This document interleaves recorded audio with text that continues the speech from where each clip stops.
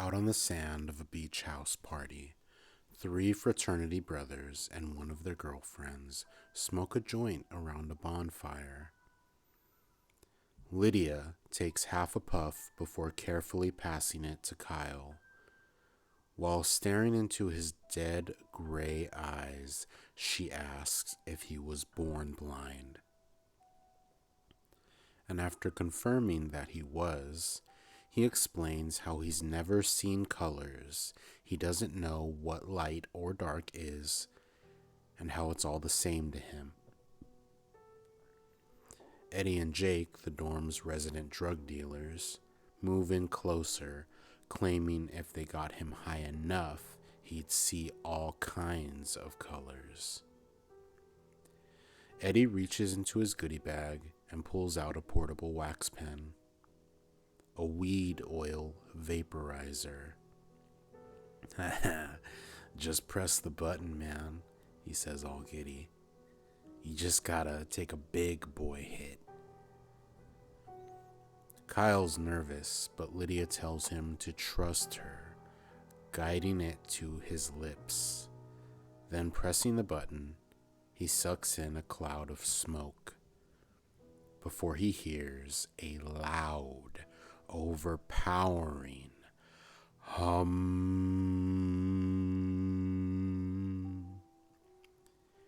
Terrified, he asks what's happening as reality bends, and he sees a bright white light. His friends giggle, replying that it wasn't weed oil he smoked. It was DMT, the strongest psychedelic known to man. Kyle feels something twisting in his stomach now, before it drags him out of his body, and with his third eye, he can see everyone's energy glowing around the fire. He can feel their amusement and hear them laughing. Before shadows quickly turn the scene black, and he prays to God for the trip to stop. But now in the darkness, Kyle knows he's being watched and starts hearing voices surrounding him. The shadow people creep closer until they are whispering in his ear, calling him a child of darkness, explaining why he can hear them. These fuckboys are not your friends, they hiss, before Lydia grabs his shoulder and his trip ends. But sober now, he can still hear the voices, warning him not to seem mad at the boys still laughing, because together they're going to destroy them all. Eddie and Jake say they knew he'd be fine, patting him on the back, calling him a champ. How you're tripping, man. But Lydia feels bad and pulls Kyle inside the house, passing the party guest and up the stairs to an empty bedroom, where she lays him on the bed, running his hands all over her. She kisses his neck, chest, stomach, her lips trailing down lower, and in his ear, her shadow tells him she wants to apologize. Then reaching for his zipper, it tells Kyle to push her off. When he does, she asks what's wrong, and it says, "Tell her you don't like fat bitches." As he does, it reveals she has anorexia. Sorry, he goes on awkwardly. I'm just I'm just not into girls with your body type. Lydia runs out crying, and her whisper slithers back into her mind. It calls her a dumb cow, hissing for her to tell the boys that the blind kid tried to rape her. So she finds them back at the fire and tells them exactly that. They hurry inside to find Kyle on the couch in the living room.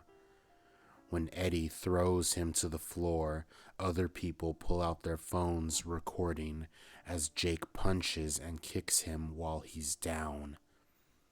Their whispers tell them not to stop, while assuring their blind punching bag everything is going according to plan.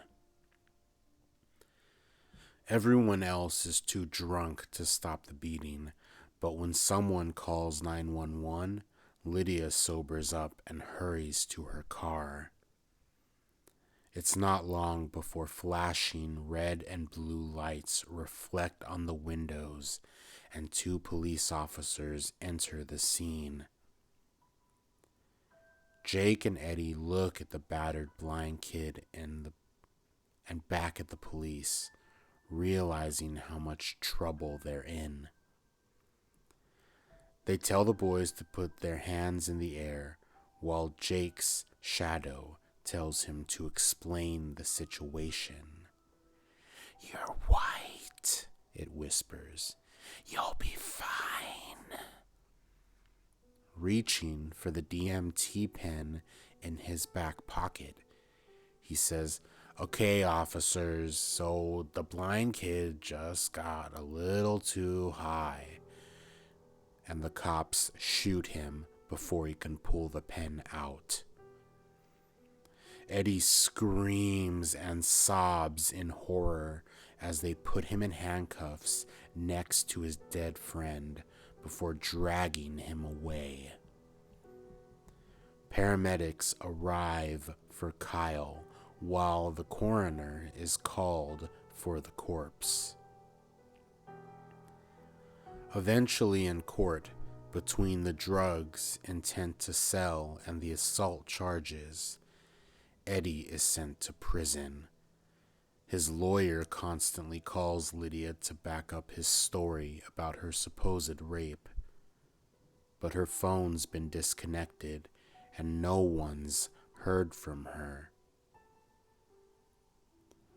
Her whisper keeps telling her to chase her slim figure and validation with cocaine and sex, and she keeps listening to it at the cost of her friends, family, and future.